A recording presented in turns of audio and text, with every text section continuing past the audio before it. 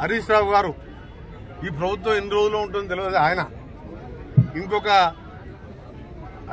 మన మహేశ్వర్ రెడ్డి అని ఒక ఆయన ఈరోజు దీంట్లోనే 5 గ్రూపులు ఉన్నాయని చెప్పి ఆయన చిట్ చాట్ లో మాట్లాడుతూ చేస్తున్న సందర్భంగా నేను ఒకటే మాట చెప్పదలుచుకున్నాను. మీరు విజ్ఞతతోని మాట్లాడండి. మీరు ప్రజాస్వామ్యంలో ఎన్నికలు జరిగిన తర్వాత 5 ఏళ్ల వరకు ఆ ప్రభుత్వం ఉంటుంది. ఇక్కడ ముఖ్యమంత్రి గారు వారి నాయకత్వంలో మంత్రులందరం సీనియర్ల సలహాలు జనారెడ్డి గారు లాంటి వారి సలహాలతోని ఎమ్మెల్యేలు ఒక టీమ్గా పనిచేస్తున్న సందర్భంలో నేను ఒకటే చెప్తున్నా, మీద 5 గ్రూపులు లేదు. ఏకనాథ్ షిండే అని మీరు సృష్టించింది ఏకనాథ్ షిండే, మేం కాదు. మహారాష్ట్రలో ఎన్సీపీని శివసేనని చీల్చి ఎమ్మెల్యేలను కొని ప్రభుత్వాన్ని ఏర్చుకొని ఏకనాథ్ షిండేని సృష్టించింది మీరు.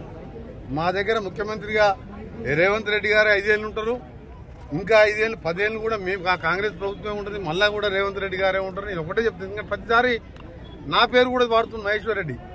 నువ్వు మీ పార్టీలో అంతర్గత విషయాలు బండి సంజయ్ కిషన్ రెడ్డి, బండి సంజయ్ ఎందుకు దింపి ఎందుకు కిషన్ రెడ్డి కూర్చోబెట్టడం నీకు తెలుసా? మా పార్టీ అంతర్గత విషయాలు ఎప్పుడు కూడా మాట్లాడద్దు. ఒక జాతీయ party LP leader, legislative party లీడర్గా నిన్న ఆయన చిట్చాట్లో మాట్లాడుతుంది. ఈయన 10 మంది ఉన్నాను. బట్టి విక్రమార్క అంటే మా గౌరవం. మీరు దళితులు ఆ రోజు ప్రతిపక్ష నాయకులు ఉంటే ఓర్వలేక 13 మంది ఎమ్మెల్యేలని సంతలో పశువులు ఉన్నట్టు ఉన్నారు.